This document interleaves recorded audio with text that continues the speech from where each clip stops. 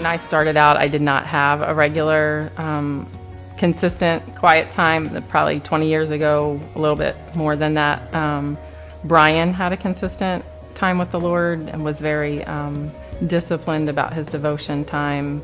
And he had like a peace about him and a calm about him. He was very stable. And so it was something I longed for and something I desired, and so kind of grew into that as time evolved. So I'm one of those ones that started out very small and then grew into a 1 or 2 hour time with the Lord in the morning.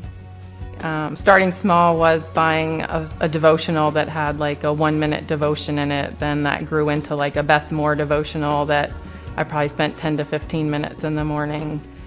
Grew into wanting to read the Bible through in a year, and so that became a longer time with the Lord, and then adding different devotionals, different books. I think we get caught up in thinking that it's something bigger than it is, and really he just really wants to spend time with us. It can be a simple scripture, it can be one devotion, it doesn't have to be 2 hours like some people talk about. I think one of my life scriptures is be still and know that I am God. And so creating that margin in my day to be still. And life is busy and it's distracting and voices are in your head and voices come from other places. And so like when you create that margin first thing in the morning, at least for me, it allows me that time to be still and be silent and hear. And it wouldn't happen if I just got up and my feet hit the floor and I started my day. And so I know for me how valuable it's been and how he speaks to me every day, even if I just take that time to sit and be still. So morning time is fairly standard and routine. Grab my cup of coffee, the iPad, Bible, everything. Go outside. Probably the first thing I do is just sit and listen and watching the sunrise, listening to the birds, looking at creation, and being still to hear his voice.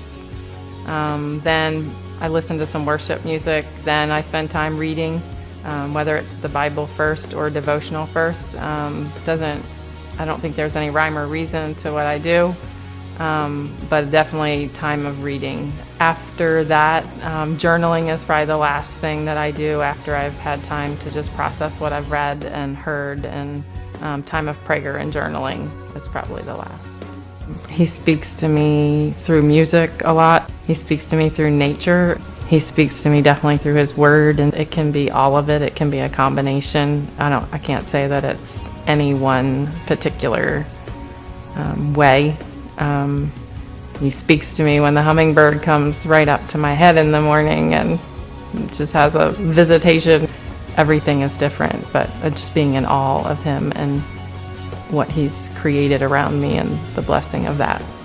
Probably in the time that I've been doing devotions and time with the Lord, I've learned that he is kinder and more compassionate and more forgiving than I probably ever thought possible. I would have to say that my daily time with him, again, just gives me the capacity and helps me to be sensitive to him and his spirit and his promptings.